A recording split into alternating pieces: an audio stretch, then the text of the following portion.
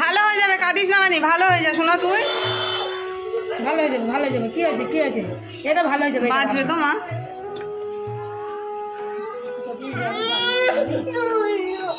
কাঁদে না, কাঁদে না মা, ভালো হয়ে যাবে। তুই চুপ কর, দাদা এসে কাঁদবে খুব, দাদা দেখলে দাদাও কাঁদবে, তুই অমন করছিস কেন? কাঁদিস না মা। আমার বাবুটা কেঁদে কেঁদে বাবু বাবু বাবু করে কাঁদবে, ভিডিও বানাবো।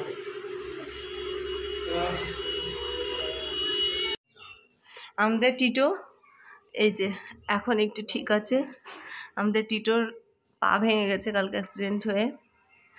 কালকে তো কিচ্ছু খায়নি সারাদিন, আর আজকে এখনও কিছু খায়নি, দু একদানা মুড়ি খেয়েছে। কালকে যে ওকে দেখে কি খারাপ লাগছিল, মনে তো করেছিলাম বাঁচবে না। আর আমার ছেলে মেয়ে অতিরিক্ত কাজ ছিল, সেটা তোমরা দেখতেই পাবে আমার ব্লগে। তো কালকে আর ব্লগ করতে পারিনি ওই জন্য। চলো এখন রান্নাঘরে যাচ্ছি, খাবার বানাচ্ছি। আর টিটো আজকে কি খাবা, কি খাবা টিটো,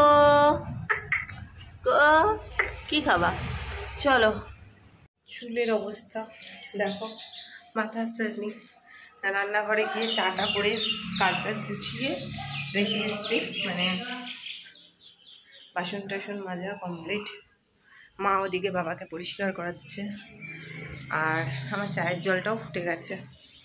এই দেখো, চলো ব্যাক ক্যামেরায় দেখাই।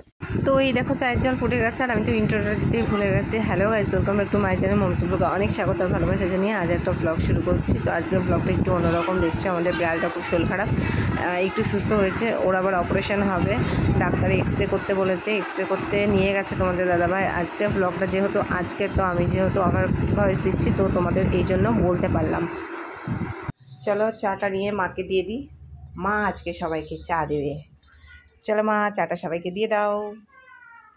চলো পরে আসছে। রান্নাঘরটা গুছিয়েছিলাম, সেগুলো তোমাদের সঙ্গে শেয়ার করা হয়নি।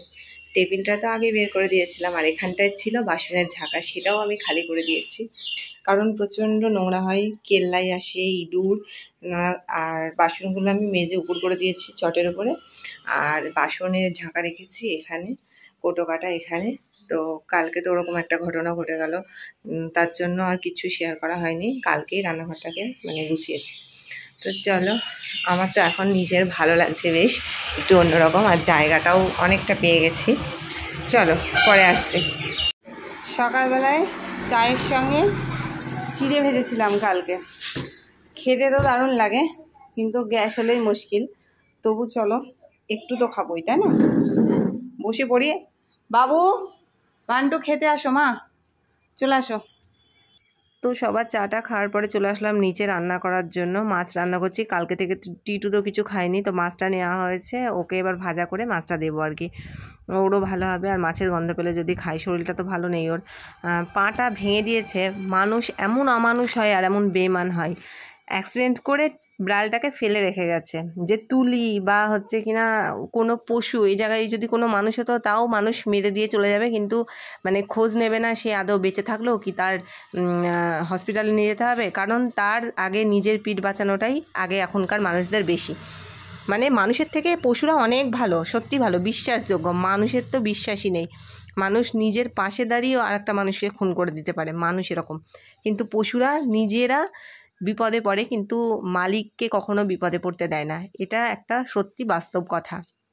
তো যাই হোক, আমাদের বিড়ালটার এখন খুবই মানে খারাপ, ও হাঁটতে পারছে না। ও এত সুন্দর খেলা করে, আমার তো 14 বার মনে হচ্ছে যেন রান্নাঘরে এসে দাঁড়াচ্ছে, ঘরের বাইরে মনে হচ্ছে ও দাঁড়িয়ে আছে এরকম। কিন্তু যাই হোক, প্রাণে বেঁচে গেছে। এখন বললাম তো আগেই যে অপারেশন করতে হবে, তো এক্সরে করবে আজকে, তারপরে ডাক্তারে অপারেশন করবে। আমার ইচ্ছা ছিল না অপারেশন করার, যে ওইভাবে যে কদিন থাকতো, কিন্তু ছেলে খুব বিড়াল ভালোবাসে, আর তাছাড়া ওর অপারেশন না করলে ইনফেকশন হবে, তার জন্য অপারেশন করা আর কি। তো যাই হোক, সকালে রান্না হচ্ছে মাছের ঝোল আর ভাত, আর পান্তা ভাত আছে, সেটাই আমি খাবো। মাছগুলো কেটে ধুয়ে পরিষ্কার করে নিলাম। আর আজকে আমাদের মিক্সারটা খারাপ, তার জন্য মা শিলেই মশলা করবে। অনেক দিন পর মা করছে শিলে মশলা, আর আমি তো শিলে মশলা করতেই পারি না। এই যে জিরেটা বাটা হয়েছে, আর কালকে একটুখানি করেছিল, আজকে রান্নাটা বেশ ভালো হবে। আর এই যে এখানে মাছ ভাজা হচ্ছে, আর এখানে ভাতে ভাইতে জল দেওয়া হয়েছে। পিকনিক হচ্ছে, পিকনিক। মা বাড়তি কেমন লাগছে? ডানায় ব্যথা হবে তো? হবে না? এবার আদা বাটবে, ব্যাস তাহলে এই বাটা হয়ে যাবে। চলো পরে আসছি। তো ছেলের পড়া আছে, ছেলের জন্য ভাত বেড়ে নিয়েছি, ওকে খাইয়ে দেবো।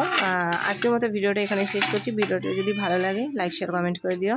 নতুন ভিডিও নিয়ে আসছি কাল। টাটা।